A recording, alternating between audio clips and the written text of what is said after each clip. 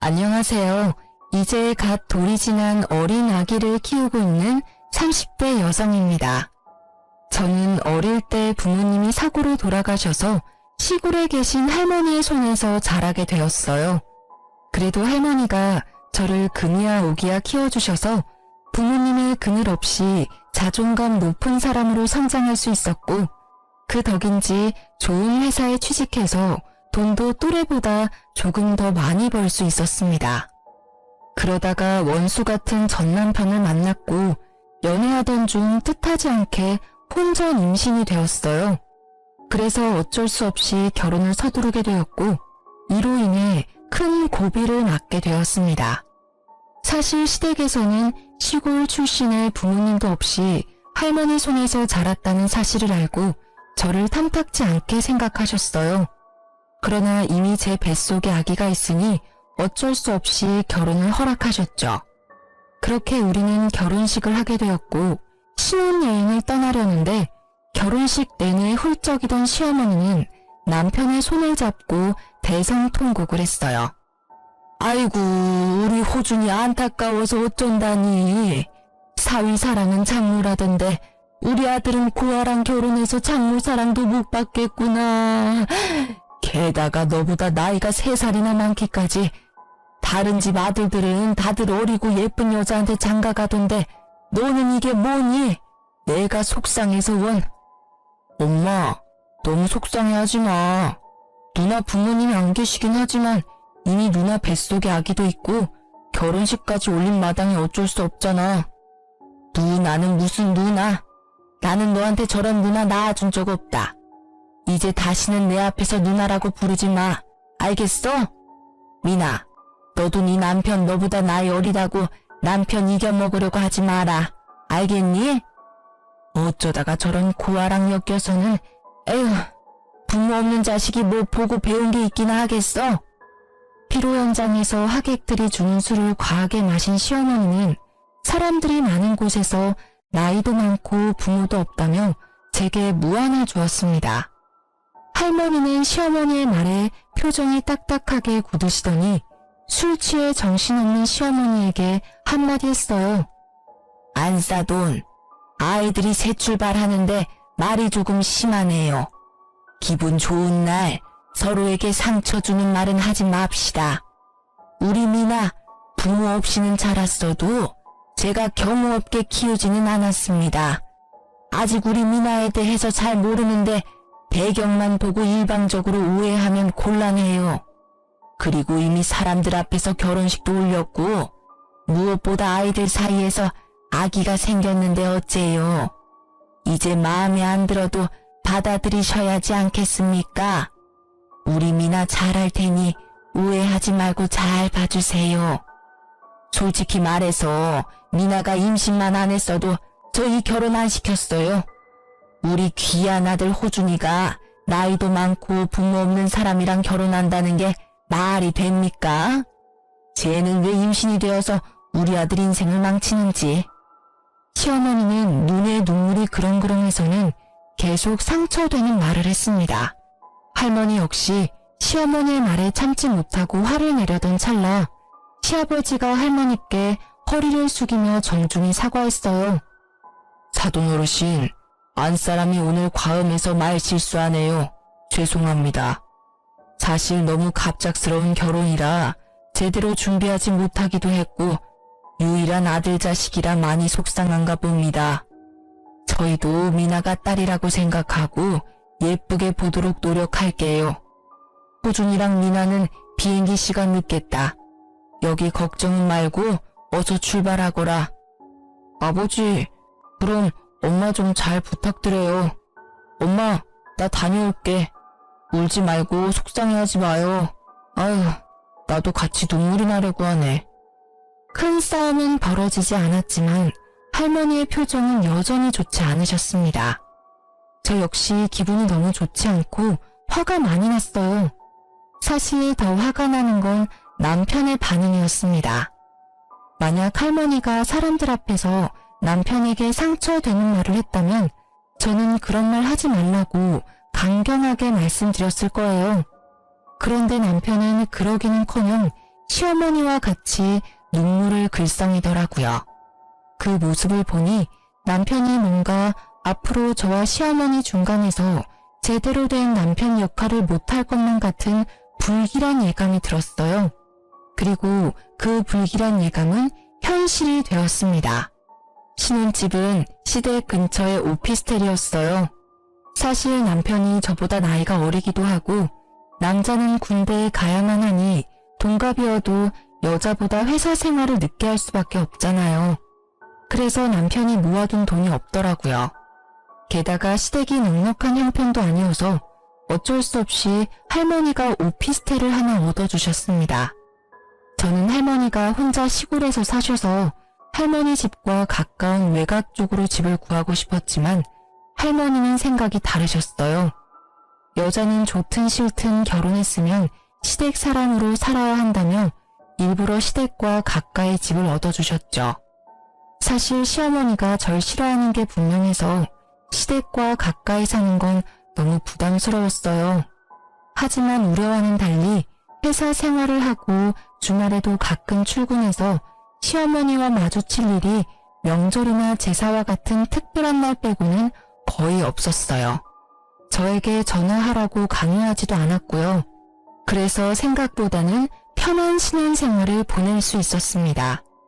그러다가 출산일이 임박해서 출산 휴가를 받고 집에서 쉬며 아기를 맞이할 준비를 하고 있었어요. 그러던 어느 날 남편은 출근하고 집에 혼자 있는데 시어머니한테 전화가 왔습니다. 너는 어쩜 집에서 쉬고 있으면서 나한테 점심 같이 먹자는 소리 한 번이 없냐? 연락도 먼저 하는 법이 없고. 솔직히 그동안은 너가 회사 다니느라 바쁜 것 같아서 그냥 있었는데 정말 너무 무심한 거 아니냐? 죄송해요. 사실 그동안 회사에 다니느라 출산 준비를 못해서 집에 있지만 바빴네요. 앞으로는 전화도 자주 드리고 할게요.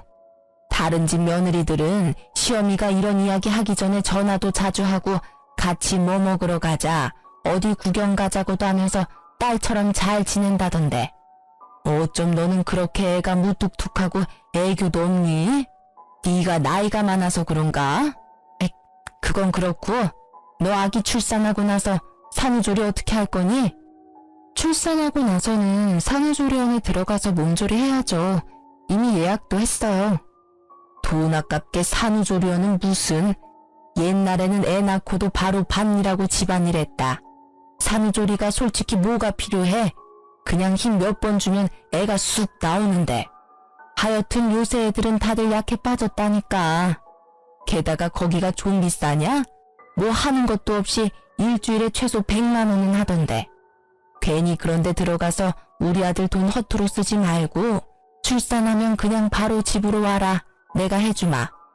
어머니가 제 산후조리를요? 아무리 그래도 어떻게 어머니의 산후조리를 받아요. 전 그렇게 못해요. 그리고 조리원 예약할 때 남편 돈이 아닌 제 돈으로 했어요. 그러니까 돈 걱정은 하지 마세요. 정말 너 돈으로만 계산했어? 우리 호준이 돈 한 푼도 안 들어간 거 맞지? 난 우리 아들이 힘들게 번 돈 쓸데없는 곳에 나가는 거 원하지 않아. 이게 다 낭비야. 차라리 그 돈으로 아기한테 좋은 거 하나 더 입히고 먹여야지.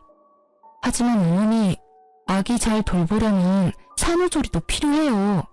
엄마 몸이 빨리 회복되어야 아기도 잘 돌보죠. 아, 글쎄 옛날에는 그딴 거 없이도 다들 아기 셋넷 잘 낳고 했다니까. 요즘 젊은 것들은 아기 꼴랑 하나 낳았다고 아주 공주 대접받으려고 한다니까. 넌 그러면 내가 가만 안 둘 테니까 그런 줄 알아. 시어머니는 본인이 하고 싶은 말만 하시고는 전화를 끊어버리셨습니다. 시어머니가 왜 이렇게까지 화를 내는지 이해하지 못했어요. 남편 돈으로 산후조리원을 예약한 것도 아니고 제가 번 돈으로 하겠다는데 뭐가 문제입니까? 그냥 괜히 그러시는 것으로 생각하고 저는 아기를 만날 준비에 들떠 있었어요. 그렇게 일주일 정도가 지났을까요? 집에 있는데 엄청난 진통이 오기 시작했고 자연분만으로 아기를 낳으려다가 실패하고 응급수술로 아기를 낳게 되었습니다. 이때도 시어머니는 나이가 많아서 수술하게 되었다는 등의 독설을 하셨고 남편은 저와 시어머니 사이에서 이러지도 저러지도 못하고 바보같이 있었어요. 어쨌든 힘들게 태어난 아들은 별 문제 없이 건강했고 예정대로 제 돈으로 예약한 산후조리원에 2주일 동안 있게 되었습니다. 2주일 후 산후조리원에서 나와 신혼집에 갔는데 시어머니가 계셨어요.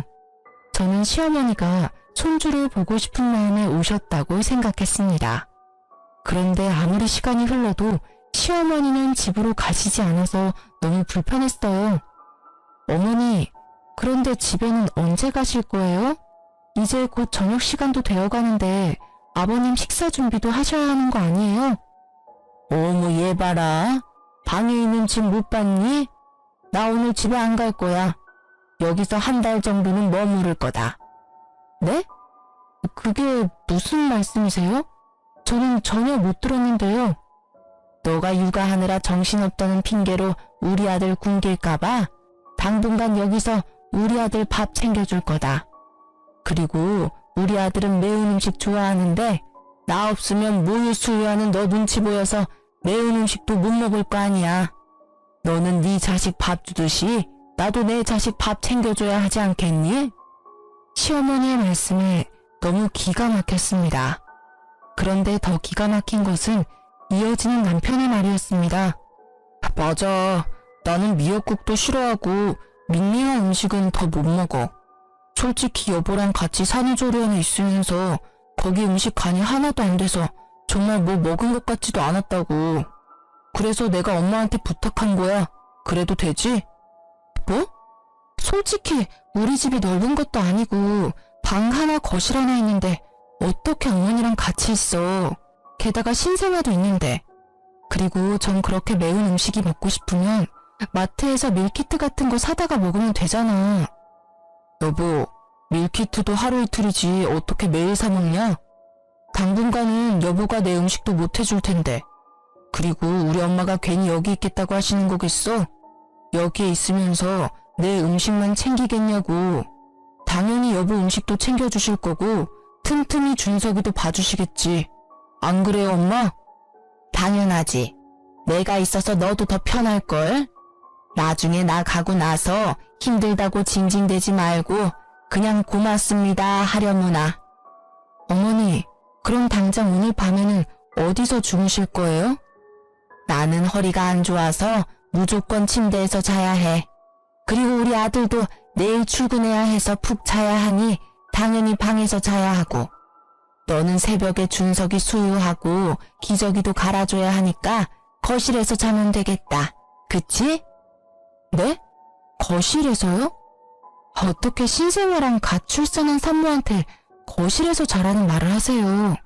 당연히 이 집에서는 손님인 어머니가 거실에서 주무셔야 하는 거 아닌가요? 그리고 남편도 준석이 아빠니까 당연히 새벽에 같이 아기 봐야죠. 우리 호준이는 안 된다. 호준이는 잠 못 자면 큰일 나는 아이야. 게다가 내일 회사에 출근도 해야 하잖니. 너는 어차피 내일 집에서 쉬니까 너 혼자 새벽에 준석이 보렴. 시어머니는 가면 갈수록 도무지 이해하지 못할 말만 했습니다. 이 와중에 남편은 아무 말도 하지 않고 조용히 시어머니의 말에 고개를 끄덕이고 있었고 그런 모습을 보니 너무 화가 났어요. 야, 이호준, 너 내 남편 아니야? 우리 준석이 아빠 아니냐고. 넌 어머니의 말씀이 이해가 가? 이제 갓 태어난 신생아와 산모는 거실 바닥에서 자고 아빠인 너는 어머니랑 큰 방에서 자라는 이 말이 맞다고 생각해? 솔직히 우리 엄마 말이 틀린 건 또 뭐야. 너는 내일도 집에 있지만 나는 회사에 가서 일해야 해서 푹 잠을 자야 해. 난 솔직히 너가 이렇게까지 화를 내는 이유를 모르겠는데. 남편은 화를 내는 이유를 전혀 모르는 눈치였습니다. 정말 말을 하면 할수록 저만 나쁘고 이상하고 예민한 사람이 되는 것 같았죠. 됐다 됐어. 더럽고 치사해서 내가 나가고 말지. 난 솔직히 네가 우리 호준이보다 나이가 많으니까 생각도 깊을 줄 알았어. 그런데 이건 뭐 나이만 많지 생각도 없고 어른 공경하는 것도 없고. 너는 늙은 나랑 한 집에 같이 있기 싫다는 거지? 내가 나가마. 대신 박민아 너 나중에 힘들다고 육아 따위는 바라지도 말아라. 죽이 되든 밥이 되든 네가 알아서 네 힘으로 준석이 키워. 알겠어? 마음에 하나도 안 들어. 나 간다. 엄마, 이렇게 가시면 어떡해. 내가 마음이 불편하잖아. 그러게 넌 왜 그딴 말을 해서 우리 엄마 속상하게 만들어? 우리 엄마가 너 도와준다잖아. 그런데 꼭 그딴 식으로 비꼬아서 말을 들어야 해? 얼른 사과 안 해? 남편은 어서 사과하라고 강요했지만 전혀 그러고 싶지 않았습니다. 결국 아기가 처음 집에 온 날은 이렇게 싸움으로 끝나고 말았네요. 그 뒤로 전쟁 같은 육아가 시작되었습니다. 우리는 신생아가 혹시라도 다칠까봐 불안해서 홈 CCTV를 설치했어요. 물론 제가 항상 옆에 있기는 하지만 잠시 화장실 가거나 집안일을 할 때 무슨 일이 생길까봐 불안했거든요. 남편도 회사에서 아기를 보고 싶다고 해서 핸드폰 어플로 틈틈이 확인할 수 있도록 했습니다. 감시당하는 느낌이라 조금 불편하기는 했지만 그래도 남편이 회사에 있는 시간 동안 아기가 얼마나 보고 싶겠어요. 그 마음이 이해가 가서 그러라고 했네요. 그렇게 생활한 지 일주일이 지났습니다. 그날은 날씨가 갑자기 더워져서 아기 얼굴에 빨갛게 태열이 올라왔더라고요. 그래서 속삭이를 풀고 부채질을 해주고 있었습니다. 조그마한 손과 발을 보며 귀여워서 어쩔 줄 몰라 하고 있는데 시어머니한테 전화가 왔어요. 얘, 잘 키우고 있어? 설마 팔다리 다 내놓고 키우고 있는 건 아니지? 아기들은 온도에 예민해서 추위 잘 타니까 팔다리 잘 감싸줘야 한다. 신생아가 감기 걸리면 난리나. 요새는 병원에 소아과 의사들도 없어서 아기들도 잘 안 받아준다더라. 그러니까 어서 속사계로 꽁꽁 싸매줘라.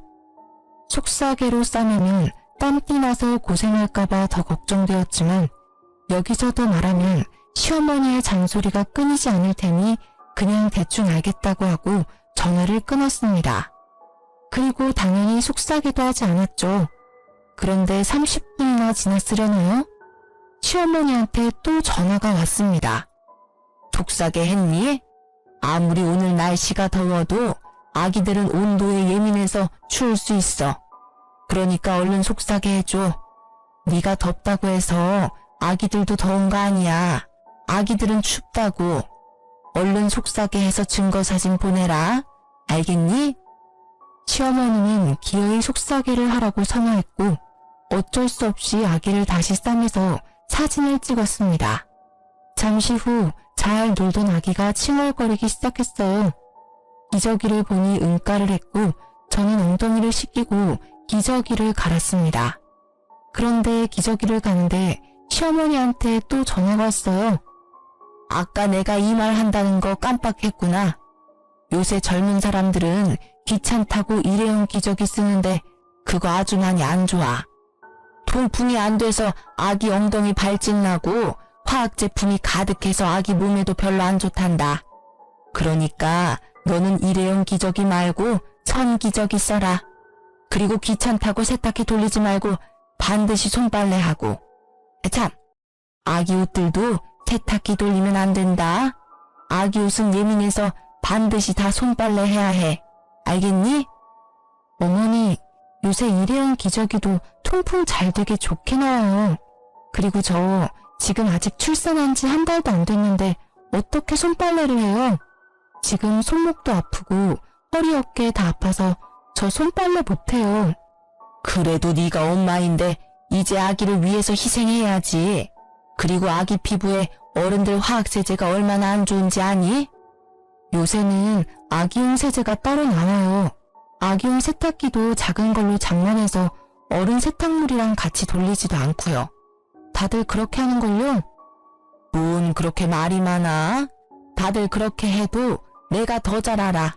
솔직히 말해서 너가 아기를 잘 볼 수나 있냐?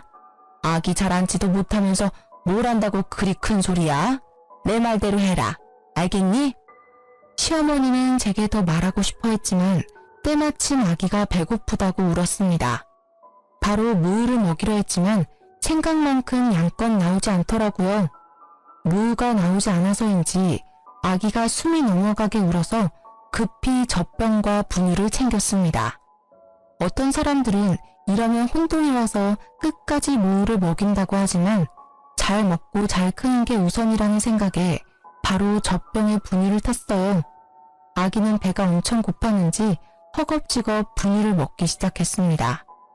겨우 집에 고요한 평화가 찾아왔는데 시어머니한테 또 전화가 왔어요. 그러나 한 손으로는 아기를 안고 다른 손으로는 젖병을 잡고 있어서 전화를 받을 수 있는 상황이 아니었습니다. 솔직히 전화 받기도 싫었고요. 그리고 10분 정도 뒤 잠이 든 아기를 조심스럽게 침대에 눕혔습니다. 저도 잠시 옆에서 쉬려는데 또 시어머니한테 전화가 왔어요. 너 모유 안 나온다고 분유 먹이는 거 아니지? 사람은 사람 젖을 먹어야지 소젖 먹으면 안 된다. 소젖 먹으면 애가 멍청해져. 성격도 포악해지고 말이야. 안 그래도 우리 손주 엄마 잘못 만나서 자연분만 못하고 수술해서 남들보다 뒤처질 텐데 더 뒤처지게 하면 되겠니? 절대 분유 먹이지 말고 모유 먹여라. 모유 잘 나오면 당연히 모유 먹이겠지만 모유가 안 나오는데 어떻게 먹여요? 어른들처럼 밥을 못 먹으면 빵이나 다른 걸 먹을 수 있는 것도 아닌데 모유 안 나온다고 굶길 수는 없잖아요. 애가 나이만 들어서 모유도 안 나오고 몸도 부실하고 우리 손주 걱정돼서 내가 가만히 있을 수가 있나? 어머니의 손주이기도 하지만 제 아들이기도 해요. 저도 잘 키우려고 노력하고 있으니까 너무 걱정하지 마세요. 네가 뭘 안다고 노력은 아기 잘 안지도 못하면서. 아무튼 이제 모유 먹이도록 해. 시어머니는 수시로 전화해서 사사건건 잔소리를 늘어놓았죠. 그런데 곰곰이 생각해보니 뭔가 이상했습니다. 속삭이를 푼 순간, 기저귀를 간 순간, 분유를 먹인 순간마다 기가 막힌 타이밍으로 전화가 왔잖아요. 마치 저를 지켜보고 있던 것처럼요. 이상하고 찜찜한 마음이 들기는 했으나 그냥 우연이겠지 생각하고 말았습니다. 아기가 낮잠 잘 동안 머리를 식히기 위해 TV를 켰어요. 그런데 TV를 켜자마자 시어머니한테 또 전화가 왔습니다. 예, 잔다고 TV 켜지 마라. TV에서 전자파 나와서 애 머리 나빠진다. 어머님, 어떻게 제가 TV를 켜는 순간 전화하셨어요? 혹시 저 감시하세요? 내가 뭘 너를 본다고 그러니? 아니야. 너가 뭐가 이쁘다고 내가 널 종일 보고 앉았니? 내가 그렇게 할 일 없는 사람인 줄 알아? 그냥 우연인 거겠지. 아무튼 TV 켜지 마. 그렇게 따지면 핸드폰에도 전자파 많이 나와요. TV보다 핸드폰 전자파로 더 머리 나빠질 것 같아서 저 전화 꺼놓을 테니 이제 전화하지 마세요. 저는 바로 핸드폰을 꺼버렸습니다. 그런데 아무리 생각해도 시어머니가 전화하시는 타이밍이 이상했어요. 아무래도 시어머니가 보고 있는 것 같았고 그날 저녁 퇴근한 남편에게 혹시나 하는 마음을 물어봤습니다. 내가 진짜 혹시나 하는 마음으로 물어보는데 혹시 저 카메라 영상을 어머니도 보실 수 있어? 제 말에 남편은 깜짝 놀라는 표정을 지었습니다. 그걸 어떻게 알았어? 이 반응은 뭐야? 그럼 계속 어머니가 내가 이 집에서 뭐하고 있는지 다 보고 계셨던 거야? 아니, 그걸 어떻게 알았냐고. 아기 속삭에 푸는 순간, 기저귀 가는 순간, 분유 먹이는 순간 시어머니한테 전화 오더라. 이거 하지 말아라, 저거 하라 하면서 사사건건 전화로 잔소리해 대셨어. 와, 정말 소름 끼친다. 어쩜 그래? 엄마가 매일 보고 싶으시다잖아. 그런데 엄마가 집에 매일 온다 그러면 누나가 싫어할 거 아니야. 어차피 나도 보는 중인데 엄마도 같이 보게 해드렸지. 그럼 안 돼? 만약에 우리 할머니가 너 보고 싶다고 너네 회사랑 집에 CCTV 설치하고 계속 보고 있다면 너는 기분 좋겠냐? 어머니한테 당장 어플 지우라고 해야겠다. 나는 그런 감시당하면서는 못 살아. 저는 시어머니한테 전화를 걸었고 남편은 왜 굳이 그렇게까지 해야 하냐며 제 전화를 빼앗으려 했습니다. 그러나 마치 기다렸다는 듯이 바로 받더라고요.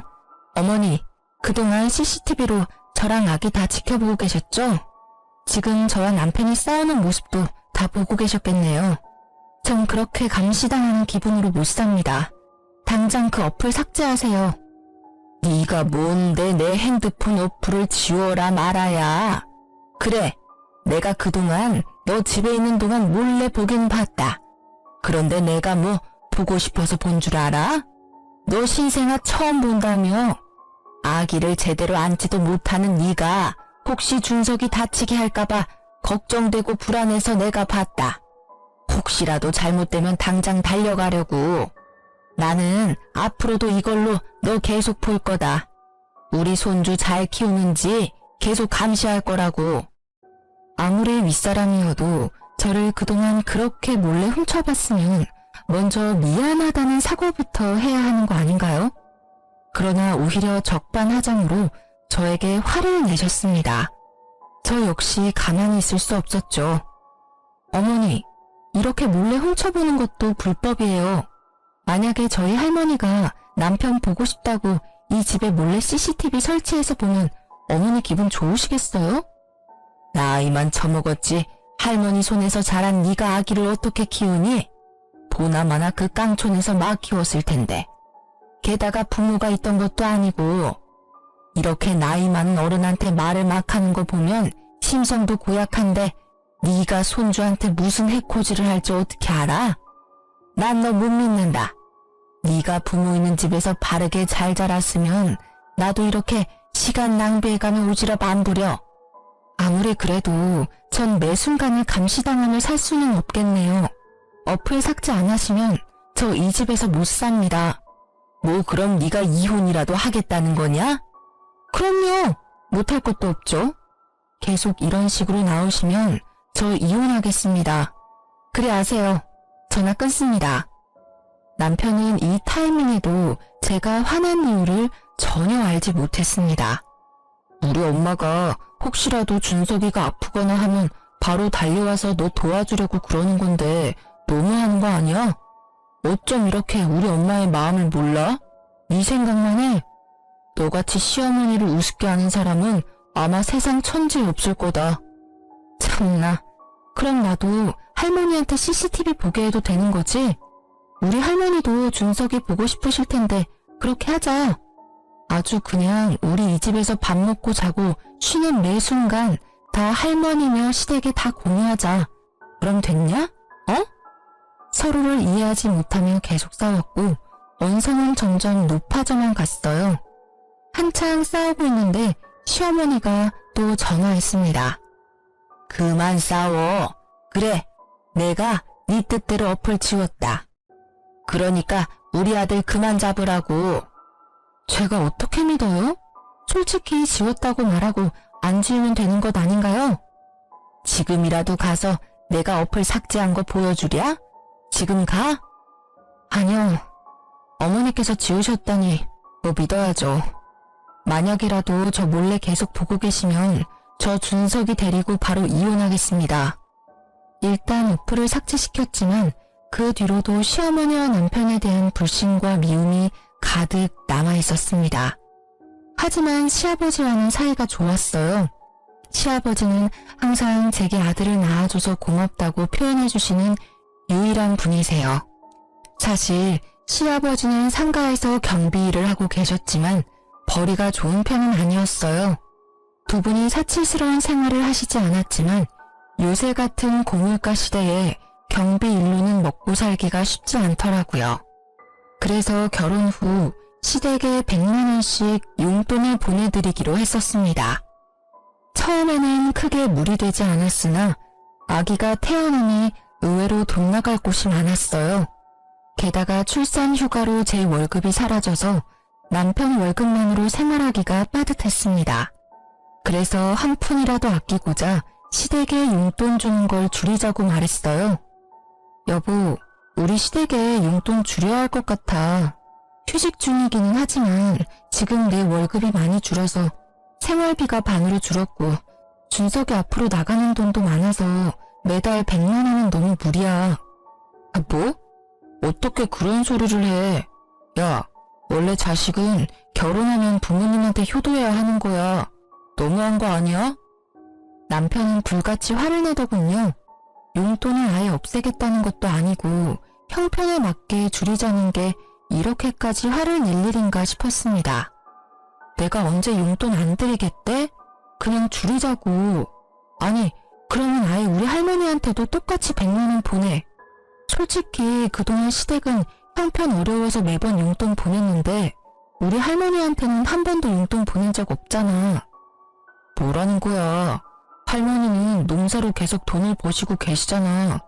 그리고 시골에서 혼자 사시고 직접 농사 지으시는 데다가 집도 할머니 집이라서 월세나 관리비도 안 들 텐데 돈 들어갈 곳이 어딨어? 반대로 우리 집은 아버지만 일하시니 얼마나 힘들겠냐? 넌 우리 집은 생각 안 하냐? 사실 시댁은 시아버지만 일하시고 시어머니는 평생을 전업주부로 사셨습니다. 시어머니가 몸이 특별히 불편하거나 하신 것은 아니고 그냥 집에서 쉬는 걸 좋아하세요.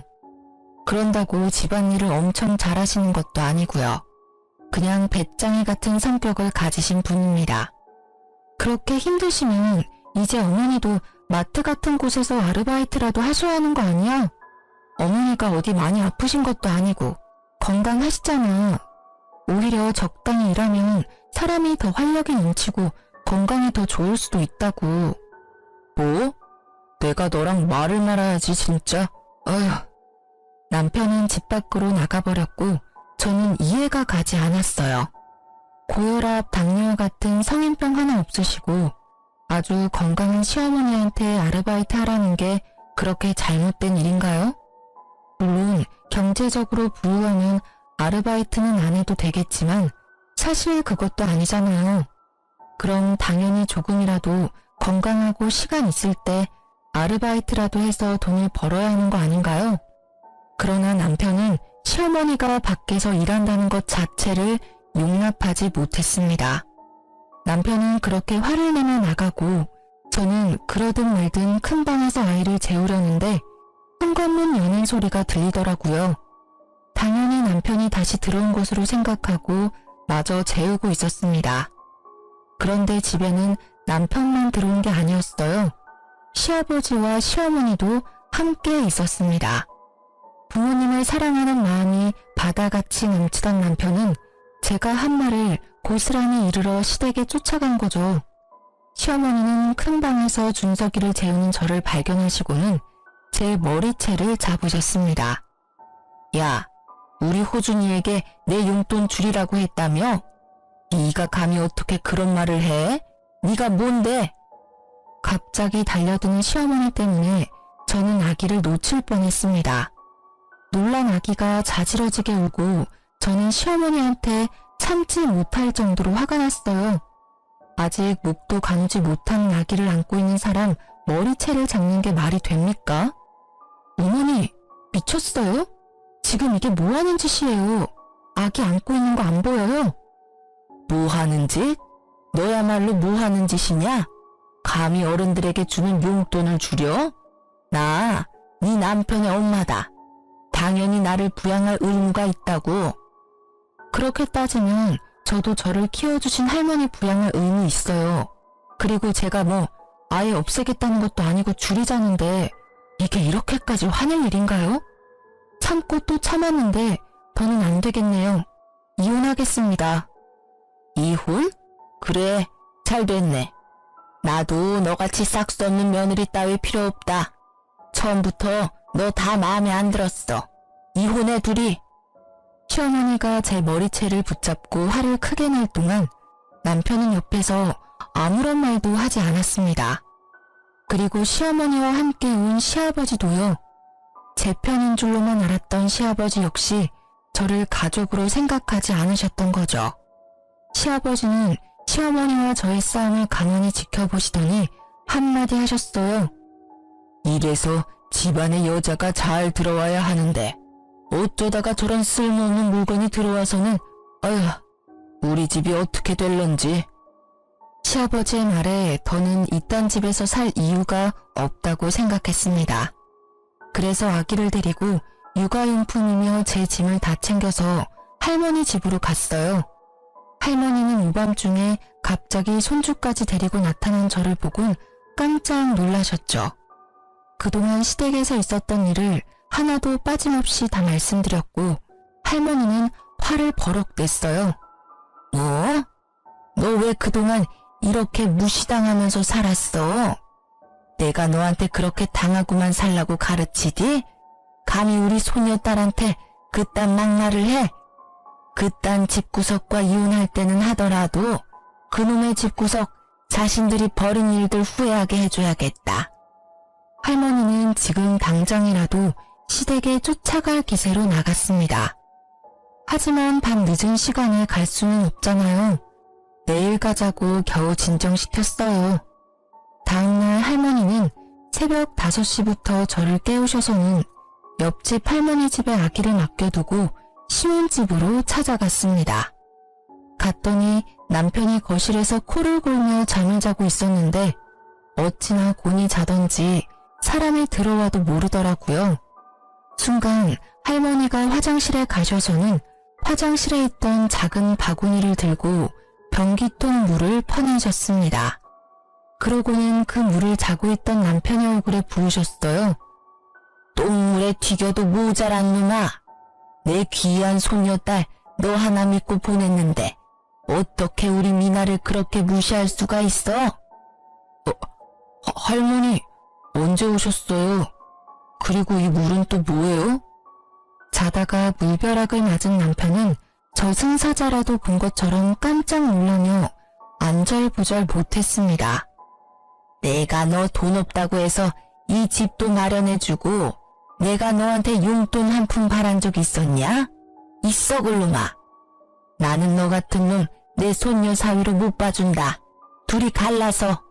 그리고 당장 이 집 팔아버릴 거니까 당장 나가. 아니지. 그 전에 너네 집부터 먼저 가자. 너네 부모 만나서 내가 아주 땅을 치고 후회하게 할 거야. 이 못된 것들.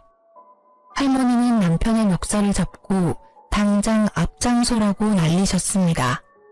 쩌렁쩌렁한 할머니의 호통에 남편은 손을 벌벌 떨며 기다시피 시댁으로 향했어요.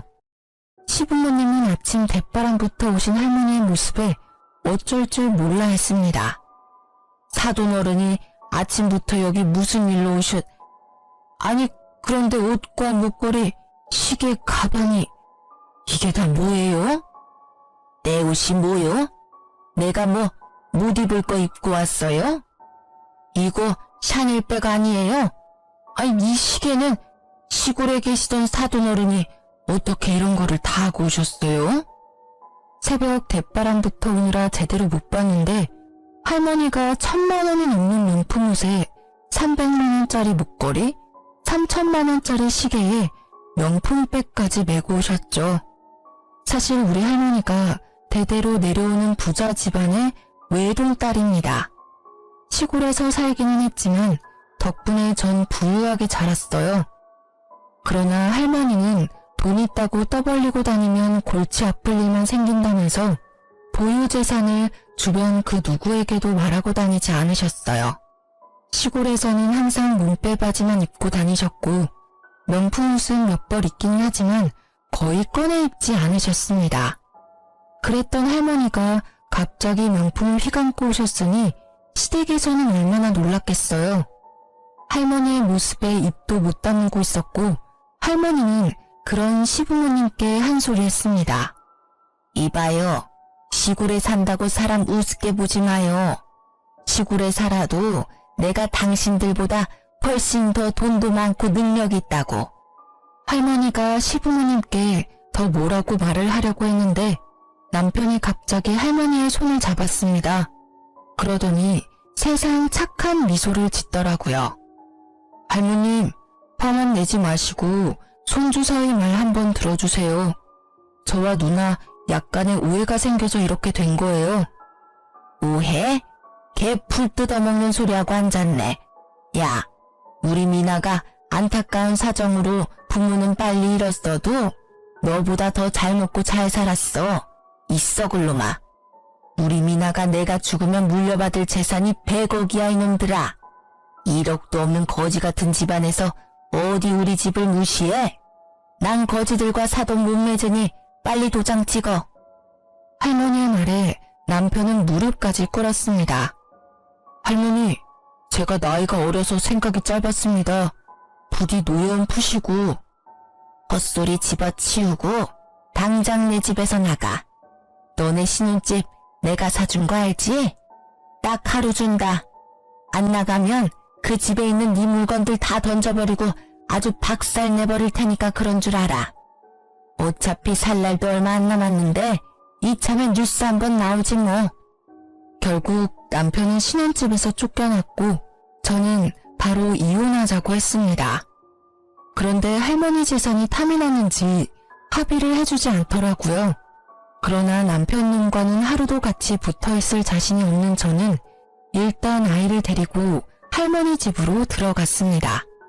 그러던 어느 날 시부모님이 할머니 집까지 찾아왔어요. 두 분은 할머니를 보자마자 무릎까지 꿇으시더니 조심스럽게 입을 열기 시작했습니다. 사돈 어르신, 정말 죄송합니다. 제가 아들 자식이 하나뿐이라 오냐오냐 키워서 이렇게 되었네요. 제가 아들 자식 잘 단독시키고 미나에게도 진심으로 사과할 테니 제발 우리 아들 받아주시면 안 될까요? 그쪽은 이미 글러먹었어.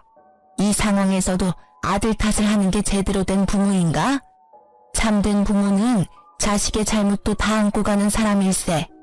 나는 돈이 없는 사람은 괜찮아도 인성이 글러먹은 사람은 절대 용납 못해. 그래서 인성이 거지 같은 당신네가 우리 손녀딸의 시부모가 되는 꼴 절대 못 봐. 당신들 밑에서 자란 아들도 마찬가지겠지. 할머니의 단호한 말씀에 시아버지는 안절부절 못하며 어떻게든 할머니의 마음을 돌리려고 하셨습니다. 어르신, 제 안사람과 아들 녀석 때문에 화가 많이 나셨죠?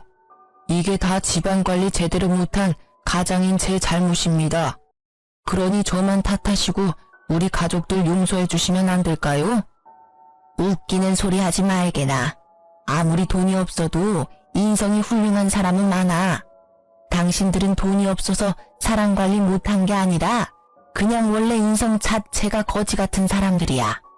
나는 이제 우리 미나 당신들에게 못 맡기겠네. 아이고 어르신, 제가 다 잘못했어요. 그러니 제발 노여움 푸시고 한 번만 기회를 주세요. 기회는 사람 같은 사람들에게나 주는 거지 당신 같은 사람들에게 주는 게 아니야. 나는 이제 당신네들과 더는 할 말 없으니 나가. 지금 안 나가면 경찰 부를 거요. 할머니의 일임장에도 시부모님은 나갈 기색이 없다가 할머니가 정말 핸드폰을 들어 112를 누르는 걸 보여주자 그제야 나갔습니다. 이후로 할머니는 오피스텔을 팔아버렸어요. 그리고 저는 돌도 징하지 않은 어린 아들을 키우는 이혼녀가 되어버렸죠. 아들에게 온전한 가정을 주지 못한 게 안타깝기는 하지만 제 선택에 후회는 없습니다. 아마 앞으로도 제 인생에 결혼이라는 선택지는 없는 것 같네요. 하지만 아빠의 빈자리가 느껴지지 않도록 최선을 다해 키우겠습니다. 저희 할머니가 저에게 그랬던 것처럼요. 우리 아들이 배가 고픈지 칭얼대기 시작하네요. 전 이제 이야기를 마무리 지어야 할 것 같습니다. 지금까지 저의 이야기 들어주셔서 감사합니다.